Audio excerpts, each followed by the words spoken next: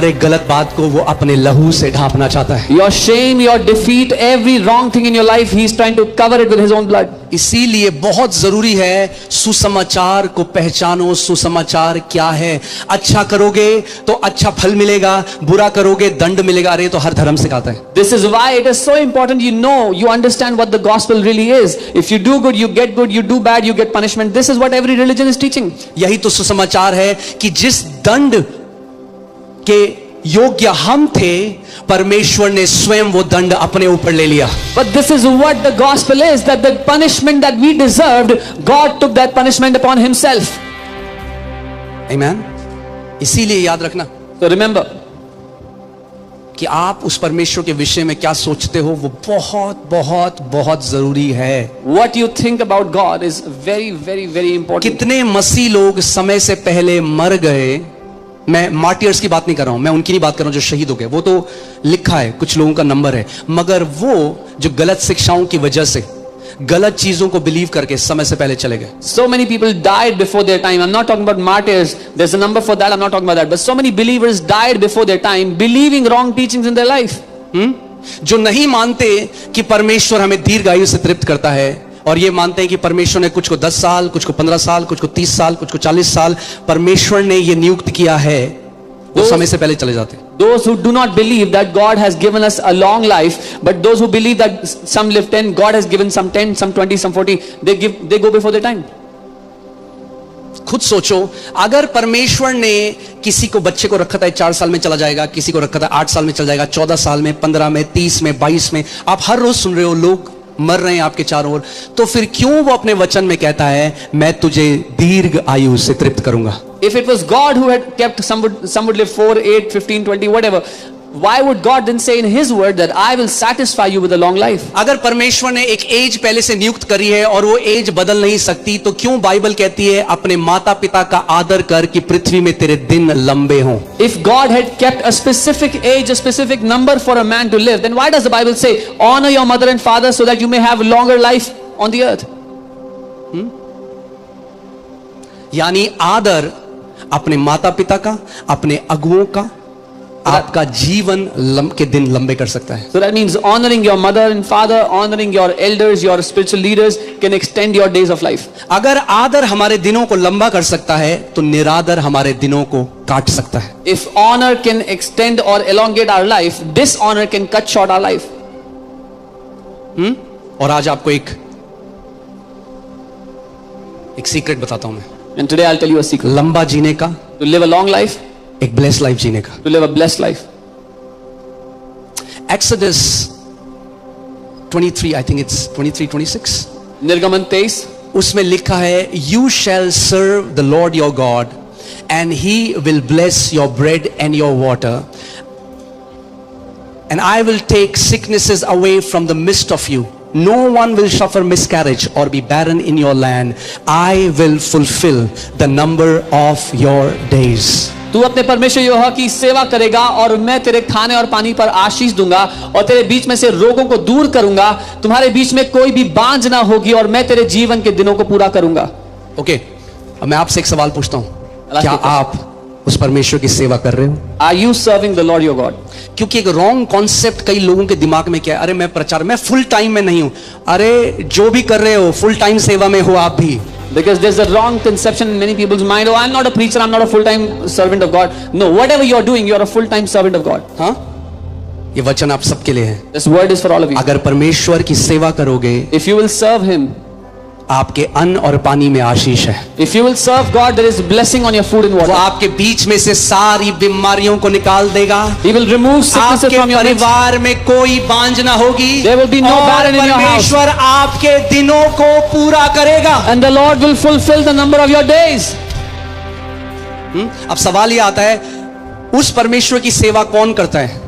Now the question is, who serves God? बहुत आसान जवाब है। The answer is very उस easy. परमेश्वर की सेवा वो करता है जो उसकी सेवा करना चाहता है। Anyone who wants to serve God serves God. जो टाइटल का वेट करते हैं वो खुदा की सेवा कभी नहीं करते। Those who wait for a title, they never serve God. जो कहते हैं पास्टर पहले पूरे चर्च के सामने बोलो मैं इवेंजलिस्ट हूं, तब मैं जाके सुसमाचार प्रचार करूंगा, तो तू बैठ चुपचाप। Those who say, Pastor, first say before the entire church, I'm an evangelist, then I'll go preach the gospel. To them, sit down. Title बाद में आता है, The title comes much later. दिल पहले जाहिर होता है। The heart is shown first. जो टाइटल के लिए सेवा करता है, प्रभु कहता है तू बैठ जा साइड में। Those who serve for the title, the Lord says, go sit. मैंने आपको क्या बोला था? टाइटल लोगो की तरह है, लोगो, कार का लोगो। जब पूरी कार बन जाती है, मर्सिडीज का लोगो आखिरी में लगता है, टाक, ये मर्सिडीज गाड़ी है। I told you the title is like the logo of a car. When the entire car is assembled, then at the end they put that logo on it.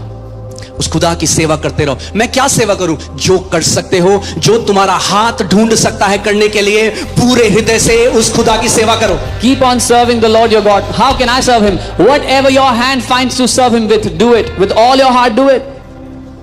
उसका वचन कहता है जो थोड़े में विश्वास योग्य है वो बहुत में भी विश्वास योग्य होगा। His word says, he who is faithful in little will also be faithful in much.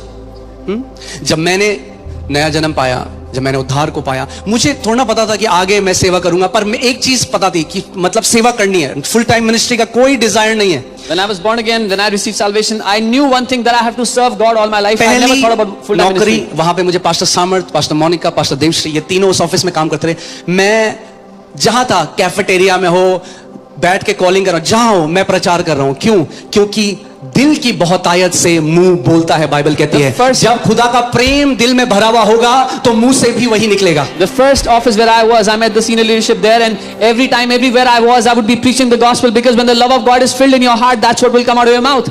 एक भी ऑफिस ऐसा नहीं था जहां खुदा ने मुझे भेजा जहां मैंने सुसमाचार प्रचार ना किया हो अपने दोस्तों को, अपने कलीग्स को। Not even one office was such where the Lord sent me and I did not preach the gospel to my friends, to my colleagues. आज कई मसीह लोग हैं, वो कहते हैं हमें मिशन ट्रिप में जाना है, मलेशिया, इंडोनेशिया। अबे पहले ऑफिस में तो बता किसी को यीशु के बारे में, मलेशिया, इंडोनेशिया भी जाना। पहले जहां हो वहां विश्वास योग्य रहो, वहां गवाह बनो यीशु का।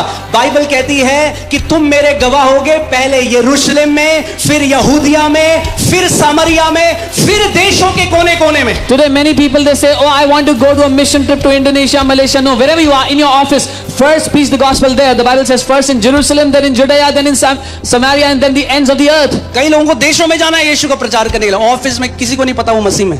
Many people want to go to nations to preach the gospel on mission trips, but nobody in their office knows they're even a believer.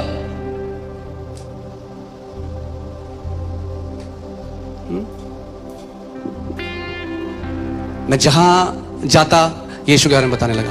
Wherever I would go, I would tell about कोई Jesus. Agenda थोड़ा था, मुझे pastor के पास थोड़ा जाना था कि pastor जी मैं इवेंजलिस्ट बनना चाहता हूं, या मुझे कोई टाइटल दे दो, या मुझे कोई पोजीशन दे दो। नहीं भाई, I had no agenda or to go to the pastor and say, give me the title of evangelist. No. Bible कहती है कुछ को apostle, profit, pastor, teacher, evangelist बुलाया, मगर सबको गवाह बनने के लिए बुलाया, सबको। The Bible says some are called to be apostles, prophets, teachers, pastors, evangelists, but all are called to be his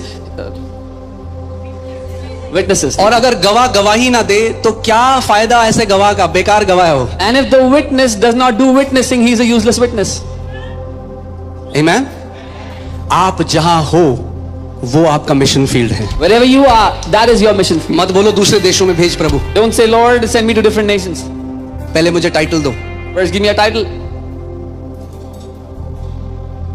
आप जानते हो, आप कभी किसी को नहीं बताते वो कौन है, लोग आपको बताते हैं वो कौन है अपने कामों के द्वारा। You know, you never tell someone who they are, but people tell you who they are by their works. आमेन। सो सेवा करो। अगर अंत तक चाहते हो जीवन, ब्लेस जीवन जिए, मैं आपको बता रहा हूं, जो लोग यहोवा की सेवा करते हैं वो धन्य हैं, धन्य। If you want to live a blessed life, serve God. I'm telling you, the people that serve God, they are blessed. They live a blessed life. जो यहोवा की सेवा करते हैं ना, उन्हें कभी पैसे की सेवा करनी नहीं पड़ेगी। Those who serve God will never have to serve money. जो यहोवा की सेवा करते हैं ना, उन्हें कभी डॉक्टरों की और हॉस्पिटलों के चक्करों में जाके नहीं पड़ना पड़ेगा। Those who serve God will never have to run around doctors and hospitals ever. जो यहोवा की सेवा करते हैं ना, उन्हें मंत्रियों के ऑफिस में सिफारिश लगाने के लिए नहीं जाना पड़ेगा। Those who serve the Lord their God, they don't have to go to minister's office so they would give them a favor. आमेन। तो सेवा करो उसकी, So serve Him. जो कर सकते हो उसकी। मैं क्या कर सकता हूं? जो कर सकते हो वो करो। What can I do for Him? Do whatever you can. असेवा मत करो। Don't do a disservice to Him. असेवा पता क्या होता है? कई मसीह लोग कलीसिया में आते हैं, असेवा करते हैं, जो सेवा कर रहे हैं उन पे चिल्लाते हैं। Many believers, when they come to church, they do a disservice to the church. They shout at volunteers who are serving in the house. और उल्टा भी है, जो वॉलंटियर लोगों में चलाते हैं वो भी असेवा कर रहे हैं कलीसिया में। And the volunteers, even if any volunteers are shouting at people, they are doing मैं disservice. आपको बताना चाहता हूं, ये इस घर की वैल्यू नहीं है। इस घर में हर एक व्यक्ति आदर के योग्य है, क्योंकि आप परमेश्वर के स्वरूप में बनाए गए हो। I'm telling you, this is not the value of this house. Every person in this house is honorable because you are made in God's image. And I want to apologize on behalf of any volunteer who misbehaved with you. और मैं किसी भी volunteer की तरफ से आपसे माफी मांगना चाहता हूं जिसने आपसे बदतमीजी की होगी कभी। This is not the value of this house. ये इस घर की वैल्यू नहीं है। Amen. और आपकी कीमत इस पे नहीं कि आप कौन सी गाड़ी पे आते हो, कितना पैसा है। आप सब परमेश्वर के बेटे और बेटियां हो और इस घर का परिवार हो। And your worth and your value is not determined by what car you drive, what house you live in, but the fact that you are sons and daughters in this family.